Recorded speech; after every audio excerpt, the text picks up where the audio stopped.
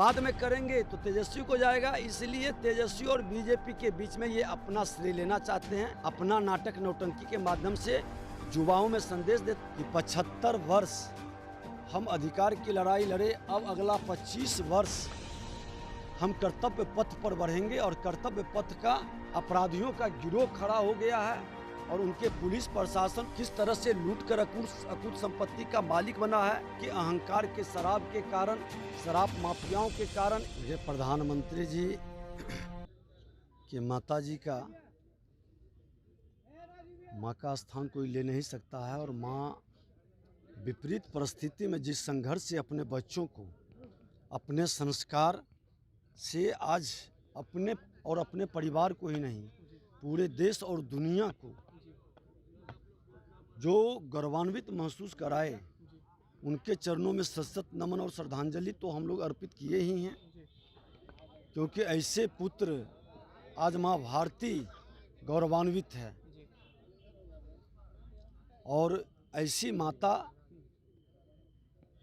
सबको मिले कि ऐसा संस्कार अपने राष्ट्र के प्रति समर्पित भाव पूरे माँ भारती के सभी संतानों को अपना परिवार समझे। यह गौरव उस माँ के ही दिए हुए संस्कार और उनके आशीर्वाद के कारण फलीभूत हुआ है। कल की तस्वीरें हमने देखी हैं कि खुद श्राद्ध कर्म के बाद खुद प्रधानमंत्री जो है वो मीटिंग में भी गए, तमाम नेताओं से नमामि गंगे की मीटिंग में मुलाकात भी की। क्या लगता है कि कहीं ना कहीं ये चीज़ बताना चाहते हैं प्रधानमंत्री की कार्य सबसे प्रथम होता है?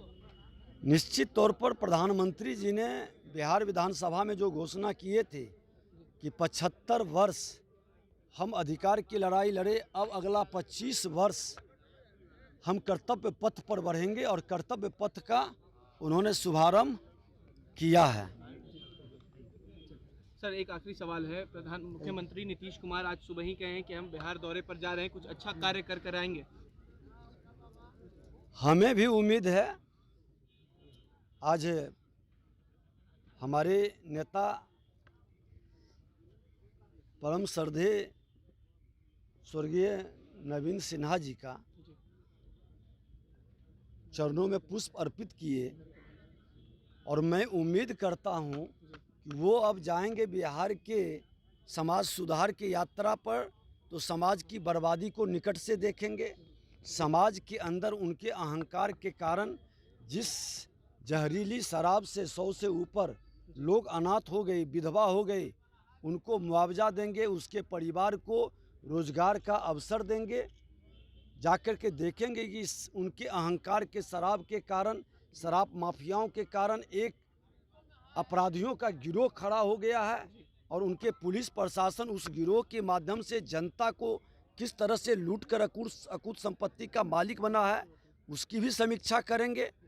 हम देखेंगे कि नौजवानों के नियुक्ति के नाम पर 2005 और 10 के बाद उनके अहंकार जो मन के अंदर आया और 10-12 में जो उन्होंने पलटी मारा, पलटू राम बने, उस समय से लेकर अभी तक 13 साल के अंदर नियुक्ति और बहाली रोक दिया गया। भारतीय जनता पार्टी के रीजन में जो भी बहाली की प्रक्रिया निकली उसको भी उसने रोक करके रखा। मन के अंदर नियत में खोट था और अब वो इसलिए कर रहे हैं नियुक्ति का कि अभी तेजस्वी यादव को ये नहीं जाएगा, क्योंकि ये तो विज्ञापन कब निकला, आवेदन कब लिया, ये तो सब एनडीए के समय में हुआ।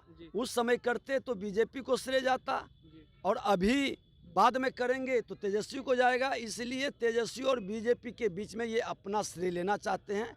अपना नाटक नौटंकी के माध्यम से युवाओं में संदेश देते हैं, लेकिन युवा समझ रहा है कि ये नियुक्ति घोटाला कर रहे हैं। भ्रष्ट पदाधिकारियों के कारण बीपीएससी में, बीएसएससी में सब जगह गलत लोग बैठ करके युवाओं के प्रतिभा का हनन कर रहे हैं। सीता साहू भी आई हैं सर, तीसरे बार महापौर। मैं बधाई देता हूं इनको। जी, क्या कहेंगे सर, तीसरे बार महापौर बनी है, कुछ उम्मीद है कि पटना को किस तरीके से आगे बढ़ाएंगी?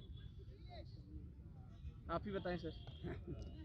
देखिए, पटना की जनता फिर से विश्वास इनमें व्यक्त की है और अच्छे बहुमत से हमारे मेयर उप मेयर जीती हैं और ये पटना के विकास के लिए भारतीय जनता पार्टी के बैनर पर अपने को घोषित करके लड़ी थी और भारतीय जनता पार्टी के प्रति लोगों का जो विश्वास है, ये संदेश विकास के लिए है।